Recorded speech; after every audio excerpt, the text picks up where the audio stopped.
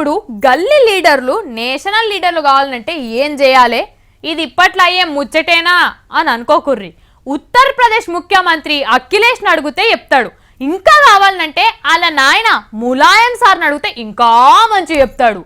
ఇక వీళ్ళిద్దరు కాదు కానీ వీళ్ళు బాగా దూరం అవుతారు. ఇప్పుడు సినిమా యాక్టరు మన చంద్రబాబు సార్కి ప్రియ శిష్యుడు ఎంపీ మురళీమోహన్ సార్ని అడిగితే వాళ్ళకన్నా మస్తు చెప్తాడు. ఎందుకంటే సారు మొన్ననే కదా ఎంపీ అయింది. ఇగో గిట్లా అయిందో కాలేదో దేశవ్యాప్తంగా చంద్రాలు సార్ కంటే ఎక్కువ పరపతి మూట కట్టుకున్నాడు. పచ్చని పార్లమెంట్ లో మహిళల భద్రత ముచ్చట మీద చర్చ నడుస్తుంటే ఈ మొనగాడు లేచి నిలబడి, అధ్యక్ష ఆడోళ్ళు అడ్డమైన డ్రెస్సులు వేసుకోవద్దు, మన సాంప్రదాయం ఎట్లుంటే గట్లనే బట్టలు వేసుకోవాలని ఆడోళ్ళ బట్టల మీద పొద్దుపోయిండు. ఇక ఊకుంటారా అందులో ఆడ ఎంపీలంతా జర్ర చేపట్ల మనోని బూరు వీకిండ్రు. మనిషివా ఇంకేమన్నా అని ఓ మలక అరుచుకున్నారనుకోరాదు. బయట కూడా జనం తిట్టిన తిట్టు తిట్టకుండా తిట్టిండ్రు. ఇక లడాయి అవుతున్నదని ఎరకేసుకొని మళ్ళేమంటాడు సుధపూస లెక్క చెప్పునాయన.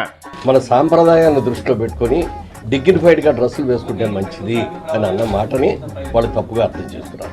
అది తప్పు కాదు అని నేను అనుకుంటున్నా. మీరు దాన్ని తప్పుగా మీరు అనుకుంటే నా మాటను నేను వెనుకుంటున్నాను.